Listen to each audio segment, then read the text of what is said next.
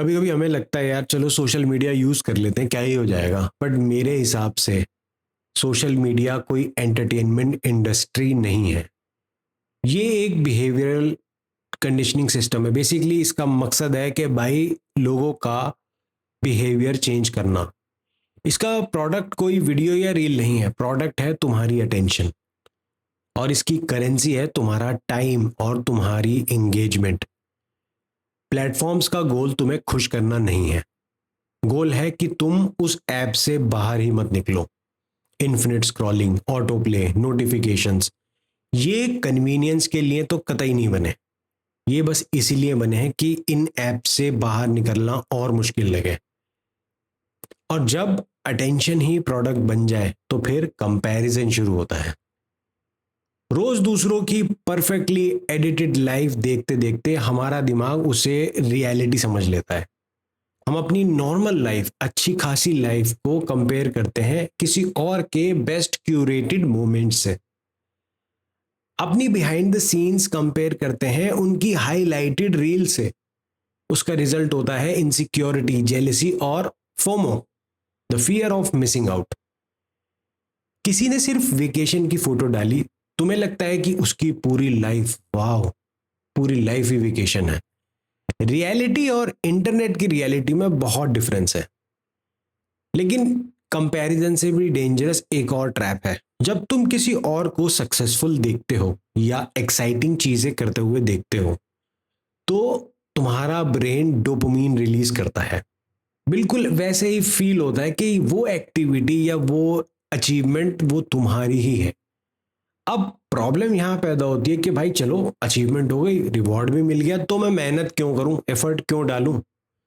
धीरे धीरे मोटिवेशन का जो पूरा सिस्टम है ना वो हाईजैक हो जाता है। तुम सक्सेसफुल लोगों के वीडियोस देखते रहते हो पर खुद एक्शन लेना कम कर देते हो।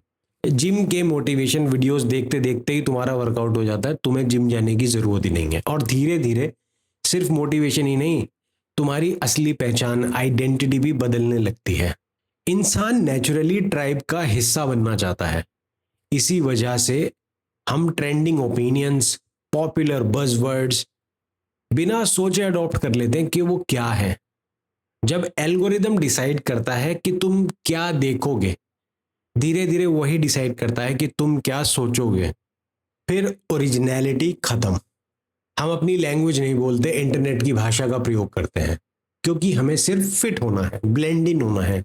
और फिर जो कंज्यूम करते हैं उसमें भी क्वालिटी नाम की कोई चीज ही नहीं बचती है। एक कॉन्सेप्ट है the nothing burger consumption cycle.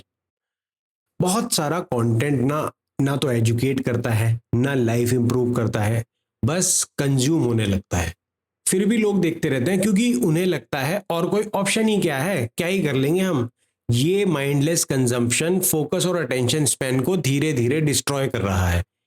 एक रील के बाद दूसरी रील, दूसरी रील के बाद तीसरी रील, तीसरी रील के बाद कोई रियलिटी शो की एक और रील। एंड में याद ही नहीं रहता क्या यार देखा क्या था हमने। तो डिजिटल पेट भर गया, अब दिमाग तो भूखा रह गया। तो इसका सोल्यूशन क्या है? सिर्फ कम देखना सोल्यूशन नहीं है, कुछ बनाना भी पड़ेगा, कुछ क्रिएट भी करना पड़ेगा।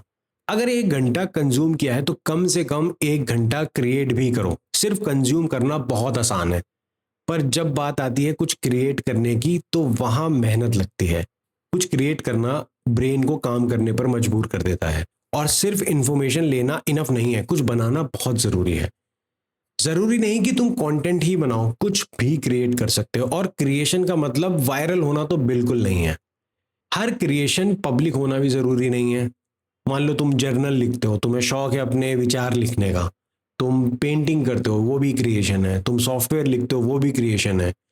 वॉक करते हुए बिना फोन, बिना म्यूजिक के कुछ सोच रहे हो तो वो भी क्रिएशन है। गोल सिर्फ एक है कि डिजिटल नॉइस हटाओ, इंडिपेंडेंट थिंकिंग को एनकरेज करो।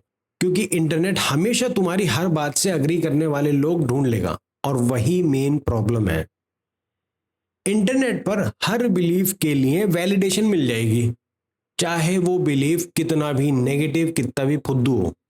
मान लो तुमने सर्च किया कि क्या एलियंस हमारे बीच हैं, हो सकता है थोड़ी देर बाद कोई इंटरनेट का गुरु तुमको ये समझा दे कि तुम्हारी मौसी का लड़का भी एक एलियन है।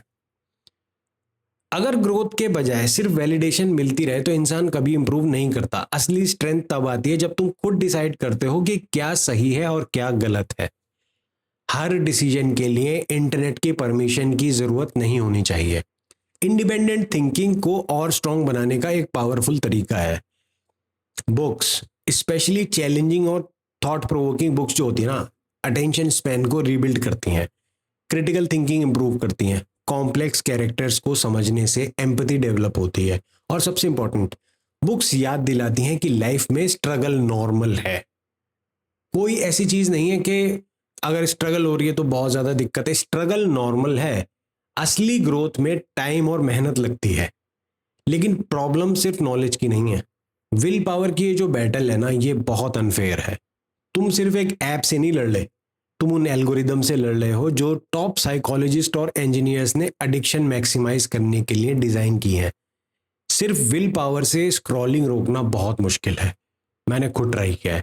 इसीलिए मुश्किल है क्योंकि आपके अंदर नेचुरली रुकने के लिए कोई सिग्नल नहीं होता। इसीलिए सिस्टम को सिस्टम से ही हराना पड़ेगा। देखो, पहला स्टेप है अवेयरनेस, दूसरा स्टेप है फ्रिक्शन क्रिएट करना। एप्स डिलीट करो, नोटिफिकेशंस बंद करो, बार बार लॉगिन करना पड़े ऐसा सेटअप कर दो, कोई दिक्कत की बात नहीं है। ये छोटी छोटी इनकन्वीनियंस इंपल्सिव स्क्रॉलिंग को तोड़ देती हैं। अब लेकिन सिर्फ हैबिट हटाओगे तो एक खाली जगह बच जाएगी। यार अब स्क्रॉल नहीं कर रहे तो करें क्या, उसे भरना भी जरूरी है। देखो, बैड हैबिट छोड़ने के बाद अगर रिप्लेसमेंट नहीं हुआ ना तो रिलैप्स होना ऑलमोस्ट गारंटीड है। इसीलिए पहले से ही सब्स्टिट्यूट रेडी रखो। एक्सरसाइज, क्रिएटिव वर्क, नई स्किल्स, फ्रेंड्स के साथ बाहर जाना। जैसे ही स्क्रॉल करने का अर्ज आए कि तलब लगे कि स्क्रॉल करना है, सीधा सब्स्टिट्यूट पर स्विच कर दो। ब्रेन को सिर्फ नो मत बोलो, उसे बेटर ऑप्शंस दो। और एक चीज जिससे हम सब भागते हैं और वही एक्चुअली में बहुत पावरफुल है, बोर्डम। बोर्डम कोई एनिमी नहीं है। मेरे हिसाब से बोर्डम क्रिएटिविटी का इंजन है। जब हर सेकंड स्टिमुलेशन मिलता रहे तो ब्रेन को कुछ नया क्रिएट करने की जरूरत नहीं महसूस होती। बोर्डम का ये जो डिस्कंफर्ट होता है ना, यही एक्शन की शुरुआत करवाता है।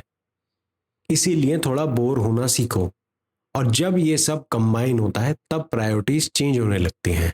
सोशल मीडिया से परमानेंट एस्केप तब शुरू होता है जब कोई स्किल या पर्पस तुम्हारे लिए फीड से ज्यादा इंपॉर्टेंट बन जाता है।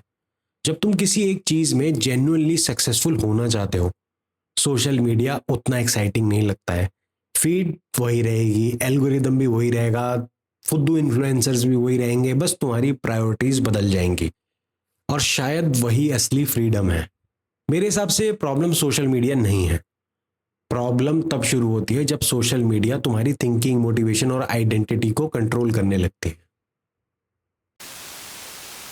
अगर ये वीडियो तुम्हें सोचने पर मजबूर करे तो लाइक ज़रूर करना, और अगर ऐसी साइकोलॉजी और सेल्फ इम्प्रूवमेंट वाली बातें तुम्हें बहुत पसंद आती हैं तो चैनल को सब्सक्राइब कर लो। मिलते हैं नेक्स्ट वीडियो में।